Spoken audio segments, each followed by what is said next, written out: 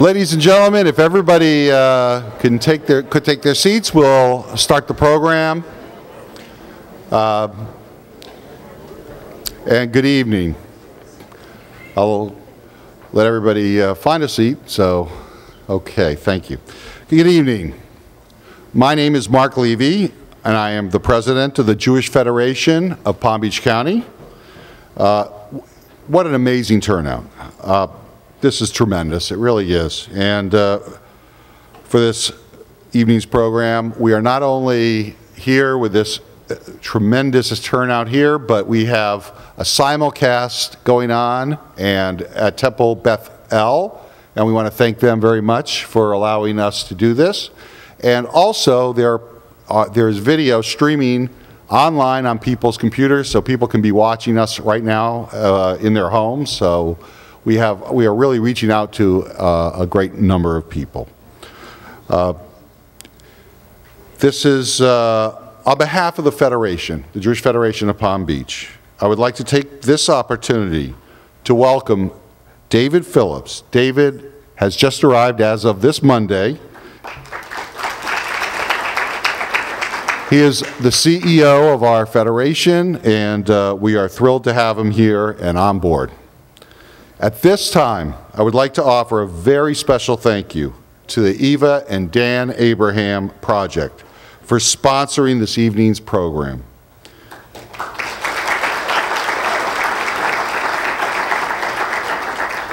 The Abraham Project was established in 2004 as an innovative educational and cultural initiative, offering meaningful and engaging programs throughout the greater Palm Beaches.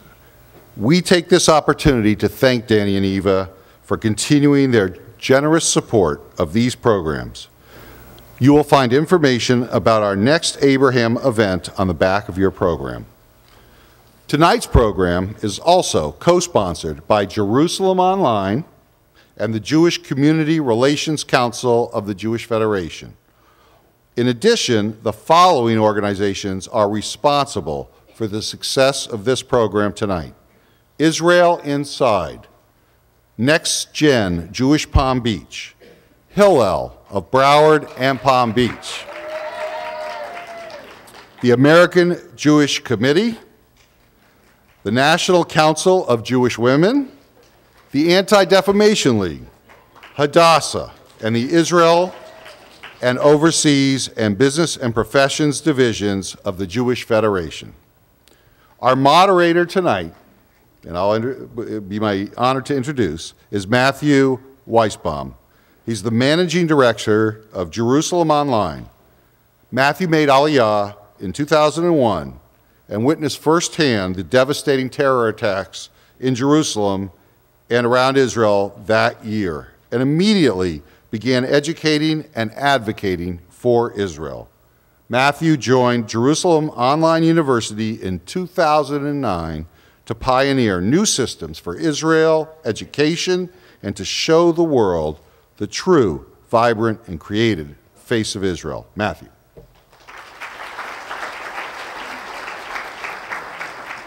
Thank you, Mark, and thank you all for coming tonight. I and my colleague Margie Lynn, who many of you know from her many years here in Palm Beach, and who recently joined our team as our Director of Development, are very excited about tonight. By show of hands, how many of you have been to Israel before? How many of you were there more than once? Amazing.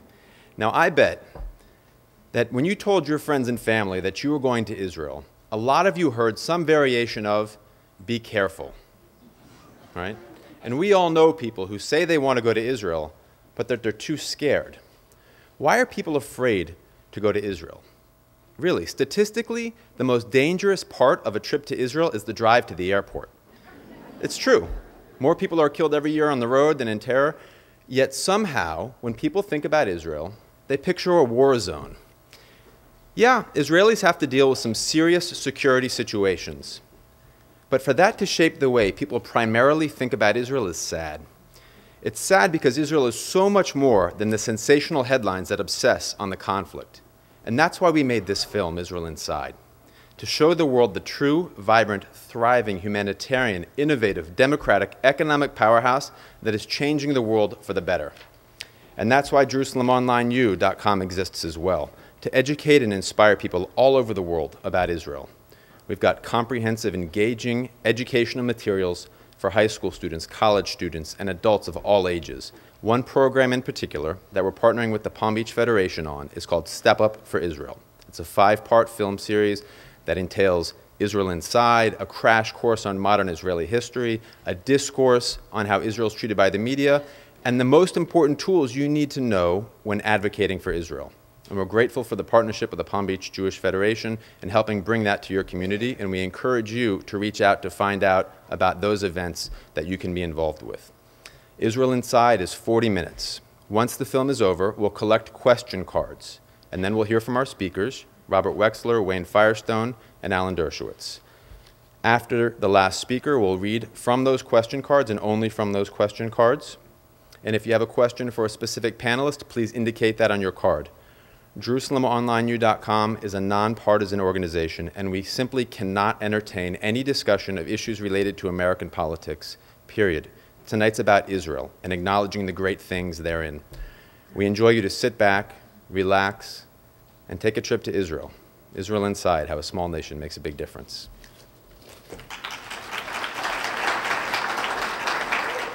So, we are very excited about this because it's time the world sees the positive things going on over there. The headlines, the sensationalism, it's understandable why the media does that. It sells.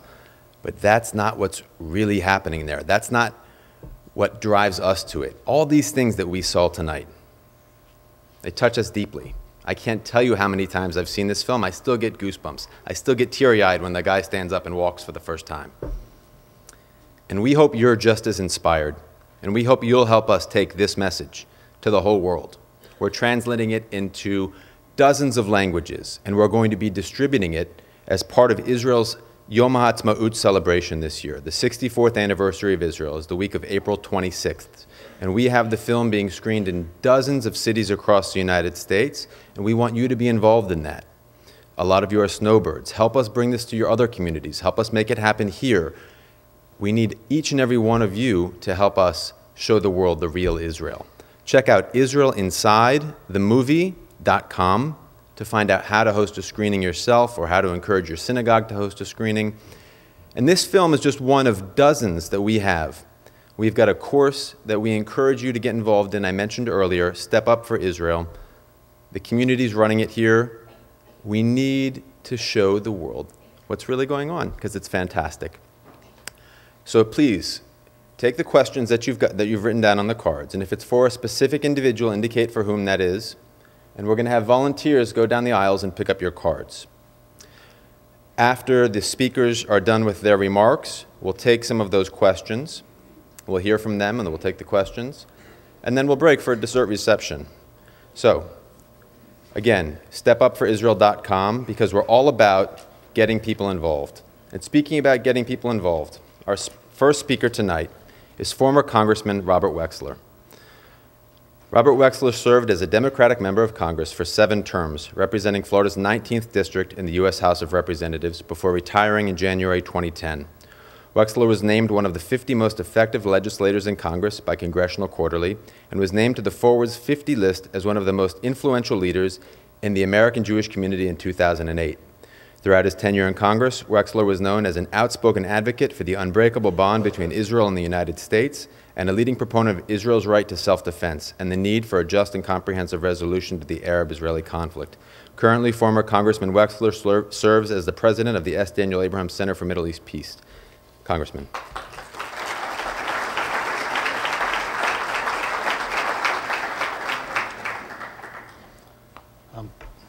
Thank you very much. Let me be the first to congratulate the Step Up for Israel campaign on an extraordinary film and the very important work that they do.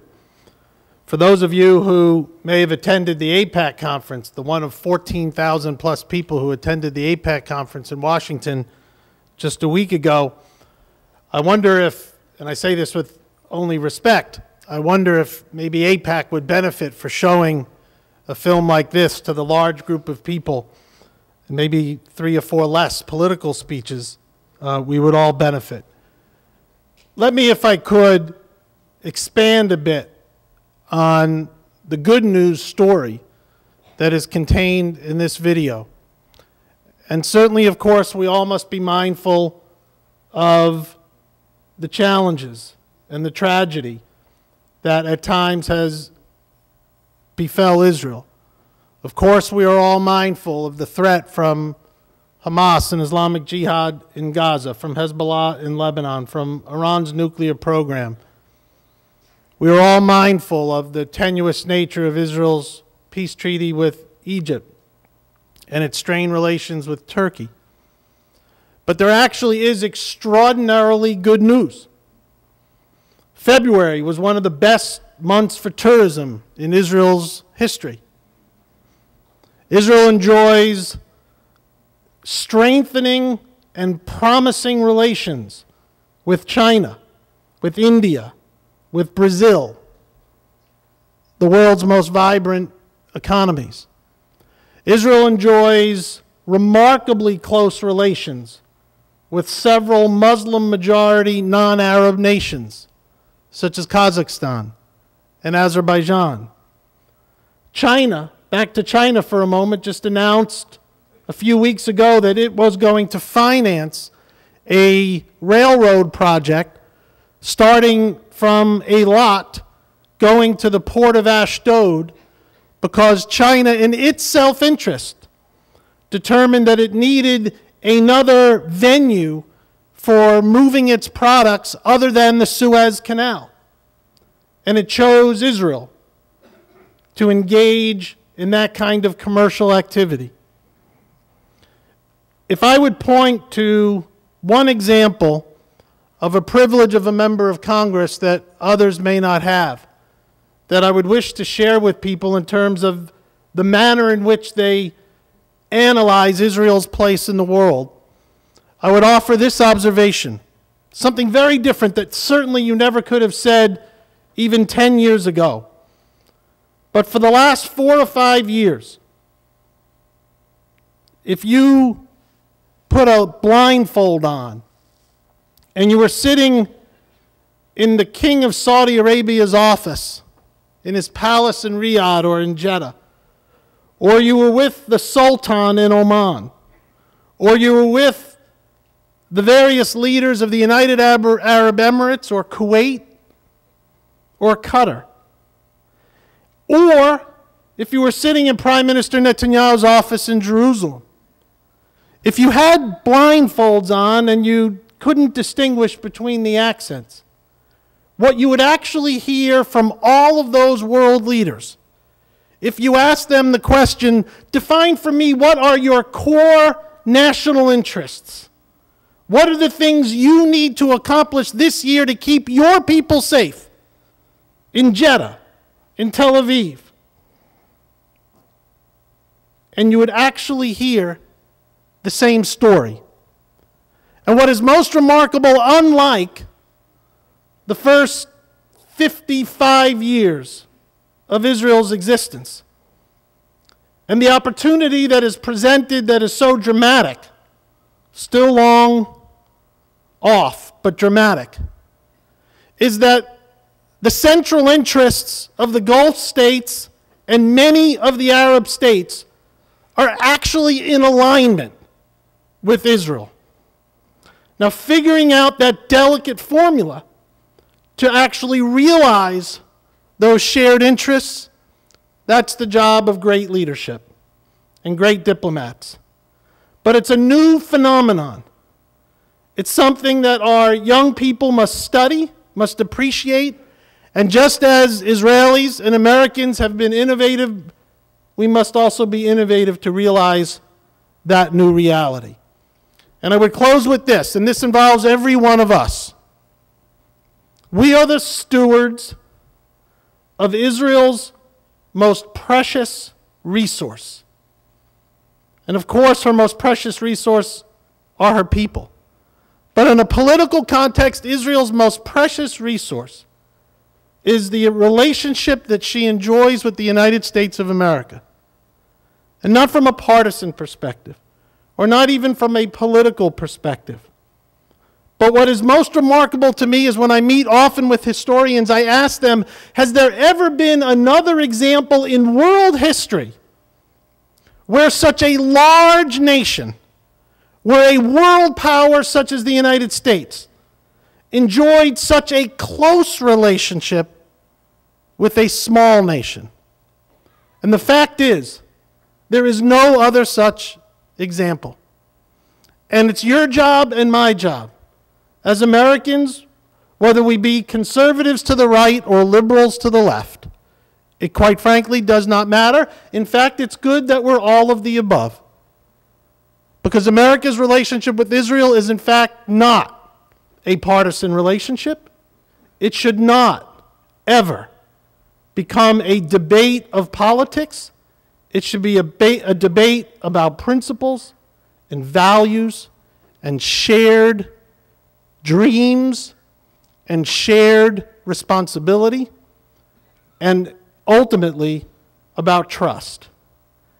And if we can take, I think, some degree of pause, and I will close with this: what a remarkable accomplishment it is in Washington today that there is no one of any consequence in Washington, no Democrat, no Republican, no one of consequence, that does not fully understand and appreciate Israel's right of self-defense and Israel's right to do as any sovereign nation must, which is ultimately to protect her citizens.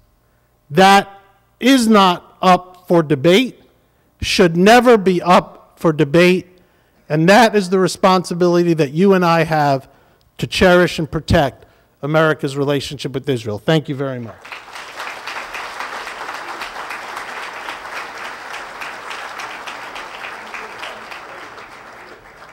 Thank you, Congressman. We're also privileged to have with us tonight Wayne Firestone. How about now? I'm too tall. It's a Jewish audience. Okay. We're also privileged to have with us tonight Wayne Firestone. Wayne is the president and CEO of Hillel, the Foundation for Jewish Campus Life. Hillel is the largest Jewish student organization in the world with more than 500 different campus affiliates. Wayne joined Hillel in September 2002 when he was appointed the executive director of the Israel On-Campus Coalition, which is a partnership that brings together 35 pro-Israel groups working on college campuses. Wayne was named president and CEO of Hillel in 2006.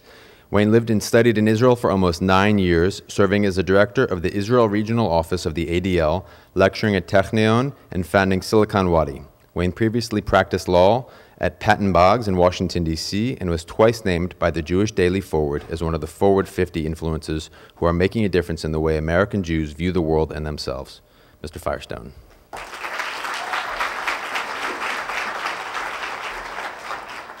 Good evening, everybody. I want to begin with a quick poll. How many people, before they walked into the room, were checking in on something that we refer to as March Madness? Raise your hands. Okay. And how many people, some point during the course of this presentation, were checking some of their devices to check in on the scores of the games or anything about March Madness? Anybody's willing to admit it? Okay, a couple of people in the front row. Actually, in our neck of the woods on college campuses at this time of the year, we also refer to March Madness, not only with all the enthusiasm that everybody has about the college basketball season and thinking about the places where they were an alumnus or where even Harvard apparently is able to make it into the competition. We refer to March Madness also as the period in which a bunch of Meshuggahs actually host an event around the country and indeed around the world, which is known as Israel Apartheid Week. And so quite contrary to the images that we just watched during this remarkable presentation, on many campuses around the country and around the world, there are students who are seeing images of Israel in a very, very different light.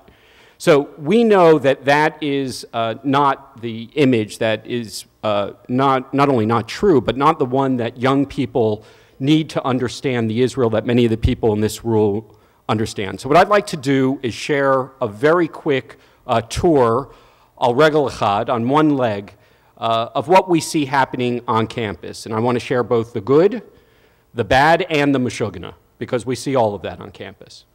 So let me start with a very quick, what we call a SWOT analysis. Our strengths, our weaknesses, our opportunities, and our threats. Because I think we have to look at all of those things in order to have a sanguine analysis of what's actually happening on the campuses. So let's start with our strengths. In the past decade, over 350,000 college students and young adults of their own volition, of their own choice, not with their parents schlepping them to do this, have decided to figure it out on their own, to go visit Israel. Now, this is a remarkable phenomenon that if we didn't invent it, we'd have to create it. And that's exactly what we did. We created a program in the community called Birthright Israel. We expanded the opportunities for students to study in Israel during their junior year, during their gap year. We have created almost what is becoming a norm among young Jewish students to actually touch, visit, and experience Israel and Israelis. That is a strength on the campuses today, because while they're there, they don't wait till they're home. They pull out their devices and they send messages to their friends with YouTube videos and tweets talking about all the remarkable things that they're encountering while they're in Israel. Let's talk about the weaknesses. Obviously, on college campuses, they're very open places. And some of the worst speech that you can imagine comes onto the campus. And some of that is actually happening in classrooms. Now, the truth is that students are actually smarter in some cases than we give them credit for.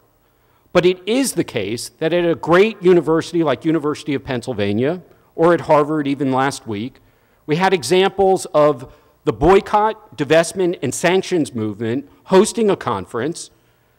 But before they were ever even able to open their mouth at Penn, we were actually able to have the good graces and the great advocacy, which you'll hear in a moment from Alan Dershowitz, speaking and addressing the community and the students. So by the time this conference actually arrived of Israel's detractors, over 2,500 students at the University of Pennsylvania had been engaged in actual conversations about Israel. And that was far more impressive and far more impactful than the 20 or so students that actually attended the conference, which took place, by the way, on Super Bowl Sunday. So you have to wonder about their scheduling ability as well. Opportunities. If I were to add one segment to this film, it'll be in the next version of it, is what we saw happen right here on our own shores with inside Israel. When Mayor Bloomberg announced that the future commerce of this region and indeed of this country would be based upon the technology and the chutzpah ideas coming out of Israel, not only on the shores in the Mediterranean, but actually right there in Manhattan on Roosevelt Island. A collaborative agreement between Cornell and Technion, bringing together what I believe will be the image and the icon for this generation of what Israel actually means. Finally now, threats. So in addition to this being the month of March Madness, many of you know just a couple of weeks ago we celebrated in shuls around the world Purim, the holiday in which we remember that was once a Persian king and ruler who dreamed about the genocide of the Jewish people. And I suspect many of you, like me, at times were scratching our head thinking about that history as we were thinking about, well, a Persian ruler who's dreaming about the genocide of the Jewish people today. So the threats that we face as a people are real. The external threats that we read about day in and day out from Qassam rockets and from even further outside the region from Iran that are very real are ones that we have to take really very seriously. But I also want to point out, since we're all together tonight and since we've seen this remarkable film which talks about the Israel that we all know and that we all love and the one that we want all of our young people to know about, that we also have to at times remember within our own community to not divide ourselves. Because indeed, we have to be able to distinguish between friend and foe. And we have many allies on the campus. We have many allies among the administration, among the university that will walk by the Meshuggahs that come onto campus and say all this crazy stuff. Students are smarter than that. We're smarter than that.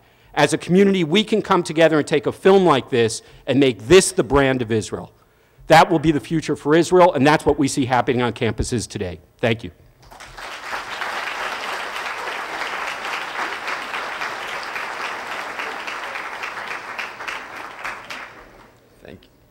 Thank you very much. And I cannot emphasize enough just how important the work of Hillel is. Our young people, many of whom are gathered in this section tonight, if you didn't determine that earlier by the woohoo that came from them, need our support as a community. Our next speaker is an incredible advocate in the realm of college campus Jewish life for Israel and abroad. He needs no introduction, but we'll do it anyways. Professor Alan Dershowitz has been called the nation's most active civil liberties lawyer, one of the most distinguished defenders of individual rights, and Israel's single most visible defender. He is the Felix Frankfurter Professor of Law at Harvard Law School, having joined the faculty at age 25. Professor Dershowitz has published more than 100 articles in magazines and journals, including the New York Times Magazine, the Washington Post, the Wall Street Journal, the Harvard Law Review, the Yale Law Journal, and many more. He is author of 27 books, including The Case for Israel and The Case for Peace. Dershowitz has also taught and lectured about history, philosophy, psychology, literature, mathematics, theology, music, sports, and delicatessens. Dershowitz graduated from Brooklyn College and the Yale Law School, and he's been awarded the honorary Doctor of Law degree by Yeshiva University, the Hebrew Union College, Brooklyn College, Syracuse University, and Haifa University. Along with former Ambassador Dore Gold, Professor Dershowitz chairs the International Grassroots Israel Education Campaign that we're part of tonight, Step Up for Israel. Professor?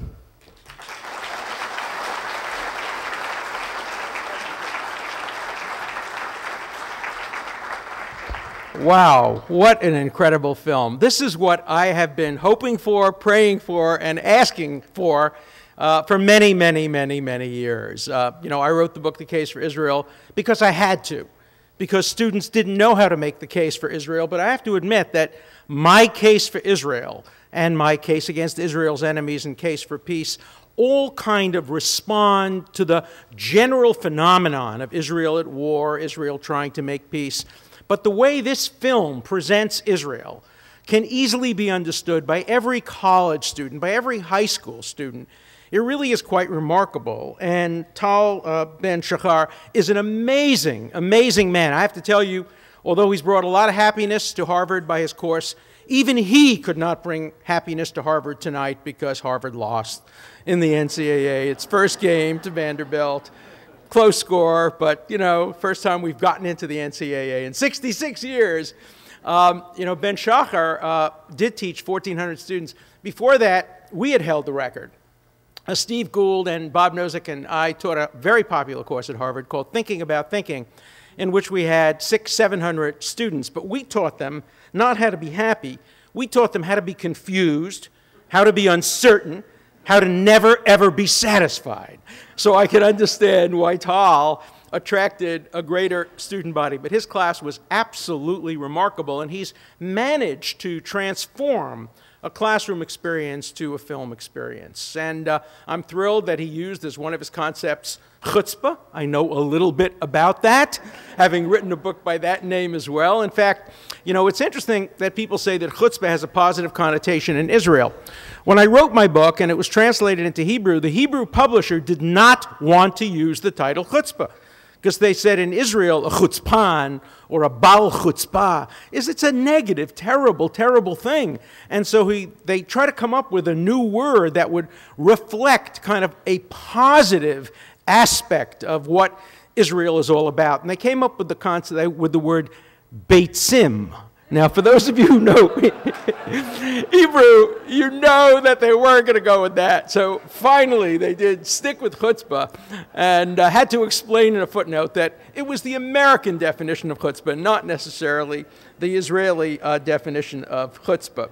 So this is just a remarkable, remarkable film. And it does so much to project not only positively, but visibly in ways that, as you mentioned, make you cry, make you reach out, make you feel. I mean, all of us know somebody who needs one of those technologies. I have a cousin, first cousin, who was recently in the IDF and ended up being paraplegic. And I'm going to call his family tonight. They probably know about it already, but tell them about this incredible mechanism or better place.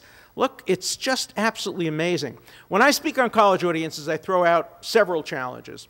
I first ask the students, can any of you name a country which in 64 years has contributed more to the world than the state of Israel? Nobody has ever come up with an answer to that question. Of course not.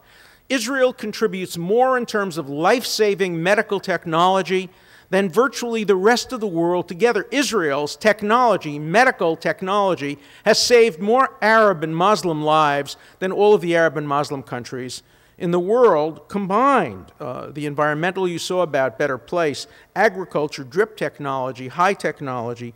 But I want to also focus on another part of what Israel has contributed to the world, and this may sound a little bit counterintuitive. Israel has taught the world how to fight terrorism without unduly compromising human rights and civil liberties. Israel obsesses on how to deal with defending its citizens while protecting the rights of civilians, particularly enemy civilians. No country has ever done more to try to preserve the lives of civilians. And again, a question I throw out to the students, and usually they're hostile audiences in college. I ask them, name a country in the world faced with comparable threats that has ever had a higher standard of human rights, a higher standard of protection of civilians. Nobody has yet even shouted out an answer. Is Israel perfect? No. As a teacher of human rights, I would give Israel a B-. Not a great grade. B-. It can do much more. It can get itself up to a B+ or an A-. But I don't think of any other country that gets higher than a C+. If you compare, for example, civilian casualties per terrorist, you'll find that Israel has a far, far better record than the United States has had in Afghanistan and in Iraq and in the former Yugoslavia. A much better record than NATO. In fact, Israel is now really teaching some of the world's other countries how to use drone technology more effectively, how to target combatants without unduly endangering civilians.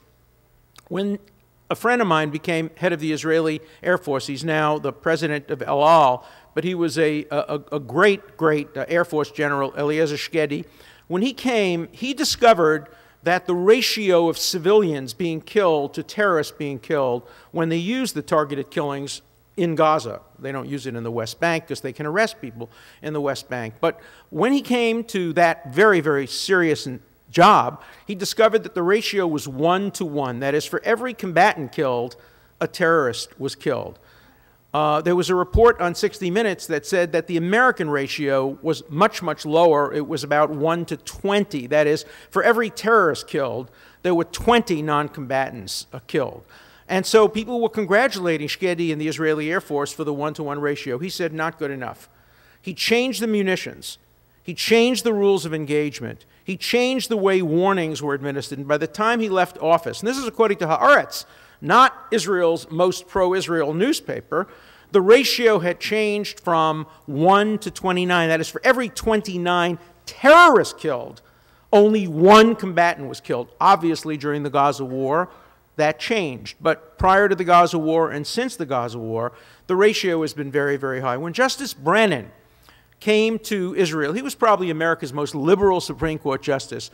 When he went on a visit to Israel before 9/11, and he looked at what was going on, he came back and he wrote an article for NYU in which he said that if terrorism ever came to the shores of the United States, there's only one country from which we could learn how to balance the war on terrorism and the need to preserve civil liberties, and that country was Israel. So it's not enough to argue just that Israel's record commercially and high-tech and medically is good, because my students will pose the question, Let's assume Israel is wonderful. Let's assume Israel does all these wonderful things. But if it's an apartheid country, how can you justify it? Look, South Africa also contributed enormously to the world when it was white South Africa, but you could never justify apartheid. So it's not enough just to make the case that Israel does wonderful things for the world. Israel also has to be better at defending itself without in any way harming civilians. It has to improve what it's doing.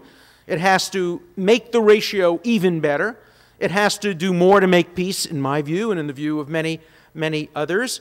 And it has to defend its actions not only in the boardrooms and in the hospitals, but on the battlefields as well. And when I make the case for Israel, I try to make what I call the 80% case. I don't justify everything Israel does. When Israel left Lebanon and left behind cluster bombs, I was an extreme critic of the Israeli military action in leaving behind cluster bombs. Let me tell you, a lot of Israelis joined me in that criticism. Criticism of Israel is a good thing, just like criticism of America is a good thing.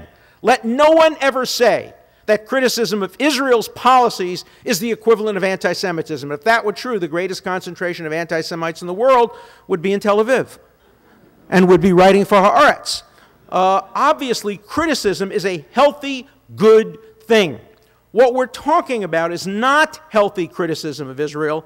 We're talking about irrational efforts to demonize, to delegitimate. And we're talking about it not only in colleges, it's beginning in high schools. How many of you have heard of a very good high school in New York called the Friends Seminary? It's down on 20-something Street. Excellent place. My nephew went there. My daughter went to one of the Friends schools in Cambridge. Recently, the Friends Seminary invited to address to a class a man named Gilad Atzmon. Oh, that sounds okay. He's probably Israeli. He's probably Jewish. Yeah, he was Israeli, and he was Jewish. And he moved to London and gave up his Jewishness, gave up his Israeli citizenship, and became a fervent anti-Semite. Not anti-Zionist only, anti-Semite. He wrote a book called The Wandering Who, which claims that Jews did in fact kill Christian children and use their blood to bake matzahs, that the Holocaust didn't occur. He apologized to the Nazis for comparing Israel to the Nazis because he said the Nazis weren't as bad as Israel. Israel was far worse.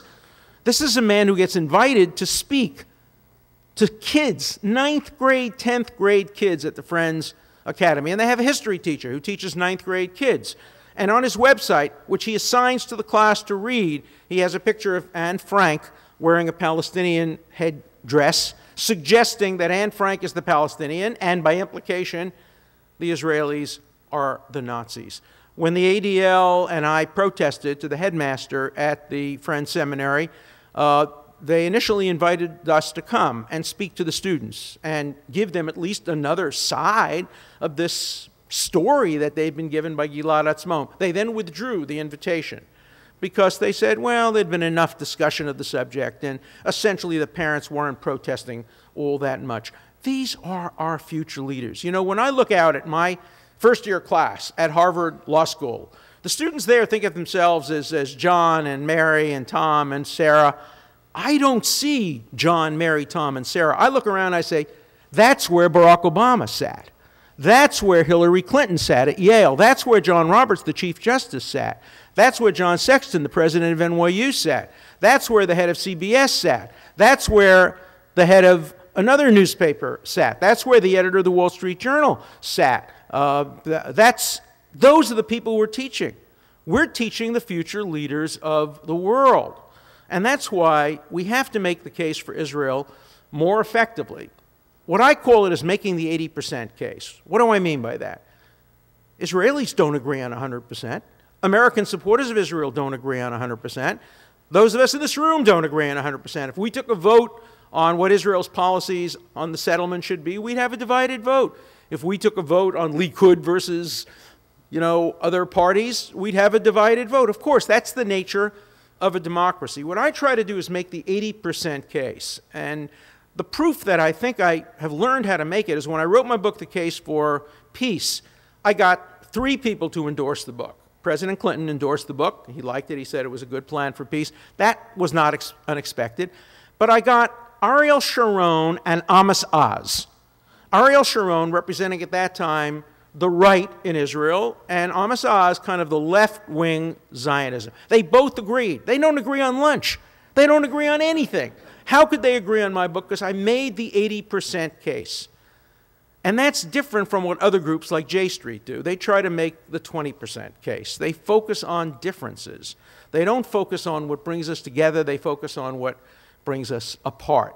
Now, there's room for everybody. There's room for every diverse view. And Hillel, of course, has to understand that because it represents an umbrella for all Jewish groups on campus. It wants to invite every Jew who wants to identify Jewishly in any way under its tent. And so it has to have the broadest possible tent. It doesn't mean that we necessarily have to agree with those who are going to Washington this week and trying to persuade the administration that it would be wrong under any circumstances to impose a military threat against Iran. People accuse, it's interesting, you know, we're called Israel Firsters by organizations like Media Matters, M.J. Rosenberg and others, and we're told by some that it was Israel that pushed the United States into the war against Iraq, and that Israel is now trying to push the United States into a war against Iran. Total nonsense. And it's bigotry to make that statement. General Sharon, who was the prime minister of Israel, was against a war in Iraq, told President Bush it would be a big mistake for the United States to go to war against Iraq. President Shimon Peres thought it was the right thing to do. Israelis were split. Today, Israelis are split. Dagan, the former head of the Mossad, is against a unilateral Israeli attack. Others in Israel are in favor of it. Some in America are in favor, some are against. It is not the Jews versus everybody else. In fact, the polls in the United States show that a majority of Americans favor not allowing Iran to develop nuclear weapons, even if it requires military intervention. And Jews were probably more opposed as an ethnic or religious group to the war in Iraq than virtually any other group. But we get blamed as a group. And that becomes part of the bigotry against Israel on campuses. Campuses are very peace-loving. Campuses generally favor a kind of more leftist view toward foreign policy. And Israel is painted with a very broad brush, and the American Jewish community is painted with a very broad brush. Even AIPAC is painted with a very broad brush. I agree with Congressman Wexler that AIPAC could do with a little bit more of making the positive case for Israel, but AIPAC is a very divided organization. The current president of AIPAC's a liberal Democrat. Former presidents have been conservative Republicans. AIPAC doesn't speak with one voice. AIPAC is not an Israel organization. It's an American organization that advocates for Americans who support Israel. And we support Israel because we believe it's best for America to support Israel. Let me give you the best personal proof that these arguments about our Israel Firsters are nonsense. Some of you may know this, but a little over a year ago, one of the greatest honors in my life was offered to me. At the time, Danny Ayalon, Deputy Foreign Minister, flew from Israel to Florida, where I was spending time, and he came to ask me one question. I knew he was coming to ask me a question. I thought the question was going to be, would I help represent Israel in the International Criminal Court, where they were facing charges, and in fact I am doing that. But the question was very different. It took me totally by surprise. He said the Prime Minister of Israel wanted me to become Israel's next ambassador to the United Nations. And what an honor. What a thrill it would have been for me to go to that house of hypocrisy and talk truth to power and expose the double standard and look at an organization that has condemned Israel more than all the other countries in the world combined. What a culmination it would have been for my personal career. But immediately when the question was asked, I knew I would have to say no, because I'm an American. I don't want to be representing another country's interest that might be contrary to the interests of the United States. I love Israel. I support Israel, but I'm an American. My parents and my grandparents came to America. We love America. How dare Media Matters call us Israel Firsters? How dare they challenge our loyalty? How dare M.J. Rosenberg say of AIPAC that to accuse, this is a quote, to accuse AIPAC of dual loyalty is to credit them with one more loyalty than they have. In other words, saying that AIPAC is disloyal to America, has no loyalty to the United States of America. This kind of nonsense has to stop. We have to answer this. We have to be prepared to respond in the marketplace of ideas to all of these challenges and all of these threats. I am not worried about events such as that which occurred at the Penn campus. I am not worried about what happened at Harvard last week when they had their conference on the one-state solution. Let me tell you what the students of Harvard are going to do in 2 weeks from now. A group of Israeli students, including one who was heroically wounded in battle when he was a member of the IDF, has organized a conference at Harvard simply showing the positive side of Harvard, not responding to the one-state solution, simply responding. I just recently got my former student and friend Natalie Portman to agree to do a 1-minute video introduction. She would come and do it in person, but as you probably know, she just had a baby named Olive, who was doing very, very well, and she's a very busy mother taking care of her. But she agreed to do this video. I hope we can show this film at that conference, because this film, better than anybody, better than any other media, presents that part of the case for Israel. Again, though, we have to present Israel in all of its dimensions. We can't pretend that Israel's record in terms of the West Bank, Israel's record in terms of Gaza is absolutely perfect. The Israelis don't think it's absolutely perfect. There is criticism within Israel. There's room for criticism in the United States as well. But on balance, we have nothing to fear from the truth coming out. The truth with all of its warts, the truth with its B-minuses, the truth with every possible flaw that Israel can be reasonably accused of. In the end, the truth is Israel's best weapon. In the end, letting the whole story be told, letting it be told with nuance, letting it be told with subtlety, letting it be told with balance, hearing different perspectives on Israel, that's a better answer than fighting their extremism with our extremism, fighting their extreme left with our extreme right. That's not going to work on college campuses. The best answer to extremism is nuance. The best answer to an extreme right-wing point of view is a centrist point of view, a point of view which acknowledges that there are differences, the 80% case, the 80% point of view. So I, too, am optimistic. You know, in Israel, there's a very odd definition of the difference between a pessimist and an optimist. In Israel, a pessimist says, oh my God, things can't get any worse. An optimist says, yes, they can. Now, I'm not that kind of an optimist.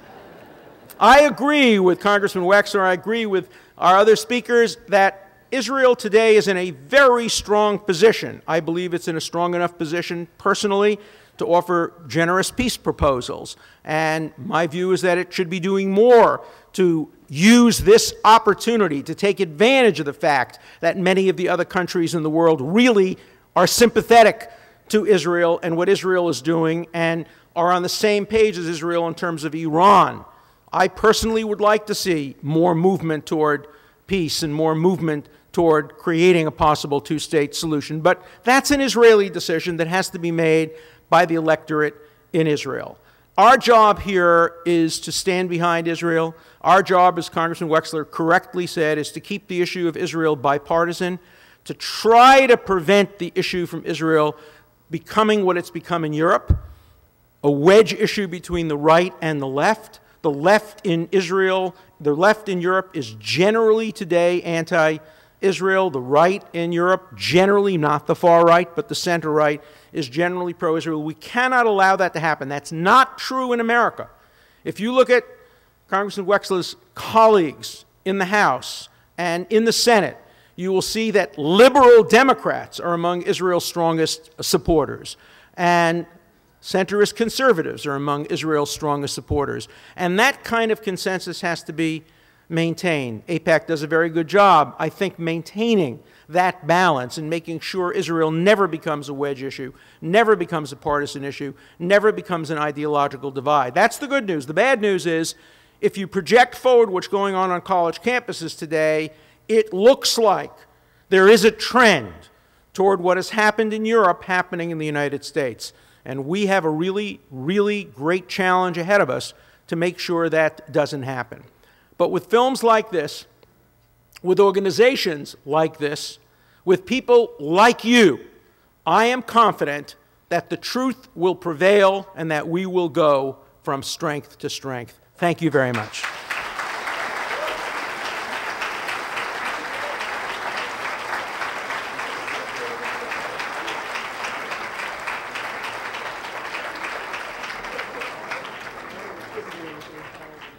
We're going to take 3 questions. We're going to take 3 questions from our panelists that we have written from the audience, and then we're going to break for the dessert reception, and you can ask them more questions in person. The first question is for Professor Dershowitz. It's actually 2 questions. You spoke about the anti-Israel Jews. What's underlying their psychology as anti-Israel Jews? And the second part of that question is, why is there such a knee-jerk reaction to see the worst about Israel? Now, you've put your finger on a very, very complex psychological problem. My wife, who's here with me today, is a PhD in psychology, and I think that she would probably be able to explore better than I can what the psychological dimensions are of the kind of passionate, irrational hatred that we see from so many people, particularly from so many Jews.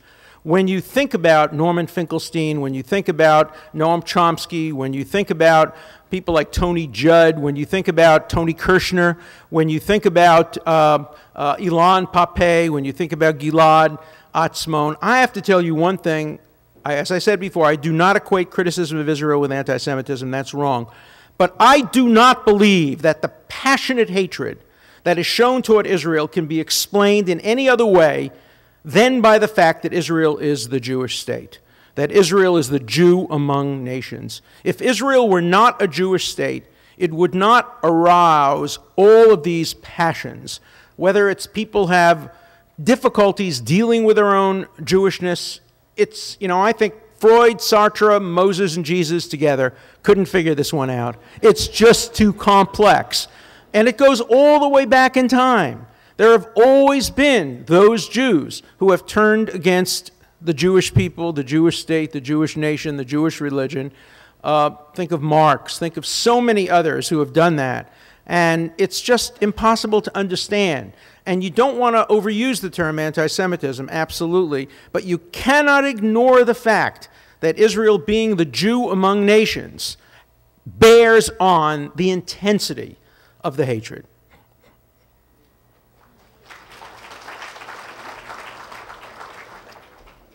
The next question is for Congressman Wexler regarding the peace process. It seems to many of us that the onus of advancing the peace process is only on Israel, such as enforcing a settlement freeze or demanding one before negotiations could resume. Why is there so much disproportionate international pressure on Israel and not on the Palestinians?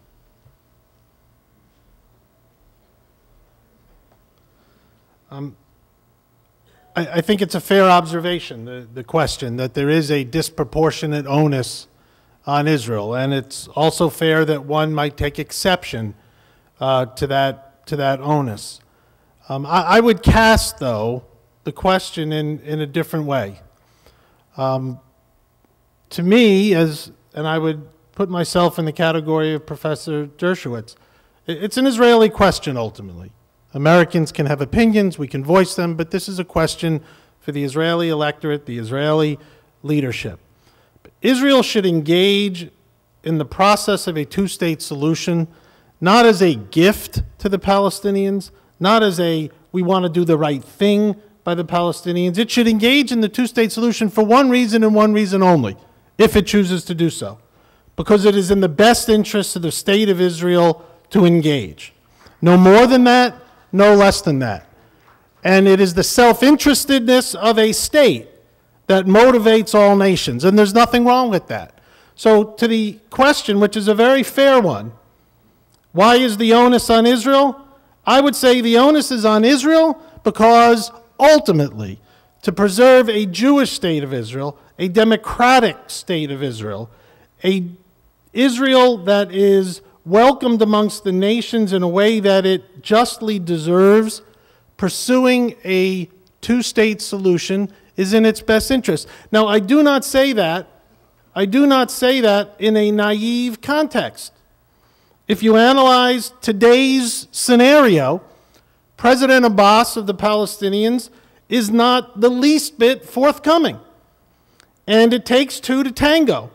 And if you analyze just the last 3 weeks of what has occurred, one can legitimately point out that the government of Israel provided some new items at the negotiation table in Amman in which the response from the Palestinian side was utter disregard. But I would even say again, and I'm sure I will lose some in the audience, that's not a reason for Israel to stop. In fact, it's a reason for Israel not to give more, but to continue to pursue its interests. Israel's relationship with India and China, Israel's relationship with Turkey, Israel's relationship with dozens of nations blossomed when they went to the peace table in the 90s. The hard reality is that the peace process itself, not necessarily the result, but the peace process itself disproportionately benefits Israel versus the Palestinians. The process of peace arguably does not benefit Palestinian politicians. In fact, if President Abbas were standing here, he would tell you that by simply sitting with the Israelis, he is harmed politically amongst his own community. And yet simply sitting with the Palestinians provides Israel with great advantage, justifiably so. So that is a somewhat roundabout answer to the question, but I do recognize that there is, in fact, an onus. It is fair to say it is disproportionate, but I don't think the response should then be, don't do it.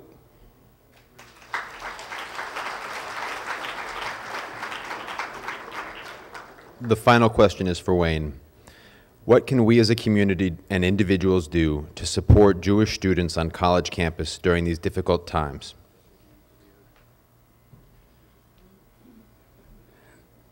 Believe it or not, at some point, we have to get out of the way.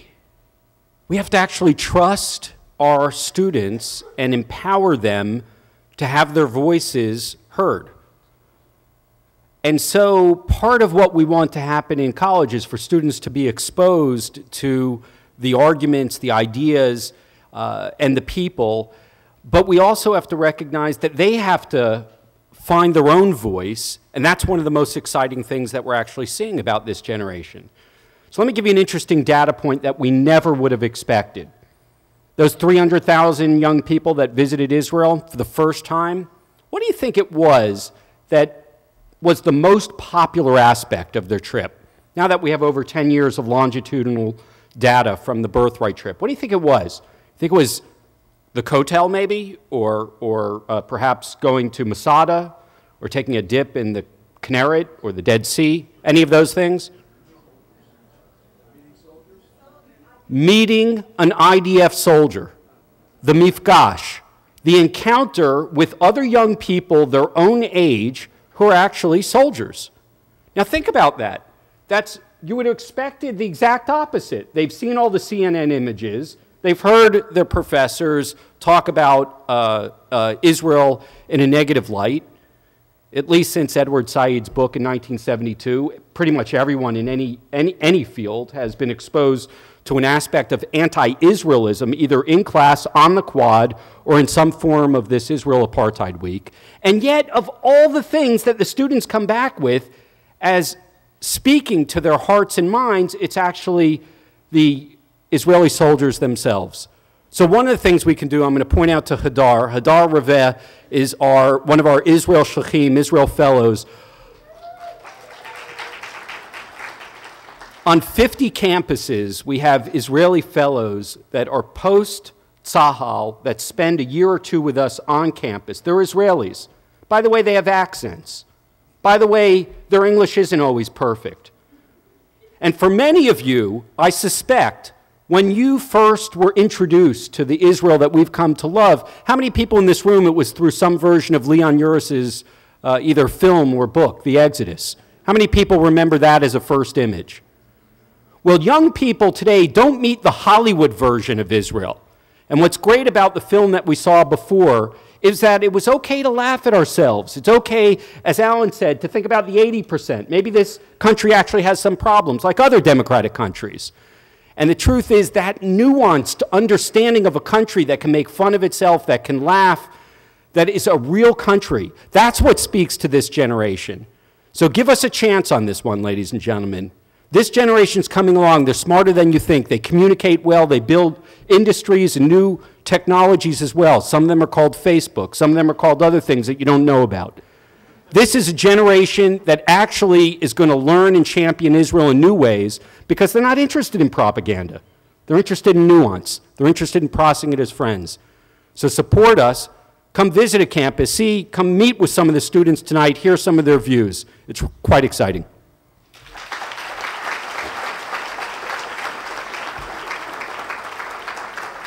In closing, I'm very excited to share with you that the Palm Beach Jewish Federation, which has been a partner in Step Up for Israel, is going to be putting the other films as part of this series online for free in the next coming weeks. We need your email address to be able to send you the links so you can see them, so make sure you provide those on the way out. For closing remarks, I'm going to call upon Tony Lampert, who's the president of Temple Emmanuel, and then we'll join you in the back for dessert. Terrific. Thank you, Matt. I want to thank Alan Dershowitz, Congressman Robert Wexler, my friend Wayne Firestone, it's great to see you, for their insightful comments this evening. I'd also like to re-thank all of the sponsors for tonight's event. First, the Ewa Dan Abraham Project of the Jewish Federation of Palm Beach County. Jerusalem Online, Jewish Community Relations Council of our Jewish Federation of Palm Beach County. Our co-sponsors, Israel Inside, the Next Gen Jewish Palm Beach, Hillel of Broward in Palm Beach, American Jewish Committee, National Council of Jewish Women, Anti-Defamation League, Hadassah, the Israel and Overseas and Business and Professions Departments of the Jewish Federation of Palm Beach County. And of course, we'd like to thank our hosts for the night's event, Temple Emmanuel, as well as those over at Bethel across the water for some of the overflow crowd. The Jewish Federation, as it was mentioned, is facilitating several Step Up for Israel programs in our community. You heard them mention the online. If you're interested in joining a series or simply need additional information, take a moment, complete a card, which may be picked up at the reception desk, or simply call the Jewish Community Relations Council of our Jewish Federation of Palm Beach County. I'd also like to mention that Temple Emmanuel has been running this series on Sunday morning, as well as many other synagogues. And as a temple president, I encourage every one of you to go back to your synagogues. If these movies have not been shown yet, they need to be. Just get with the JCRC at the Jewish Federation. Before I invite you for dessert, I need to just ask that those who are exiting right now understand that there's all of us and only X amount of valet parkers. Please be patient. There's dessert down the hallway. Have a great evening and drive safely. Thank you.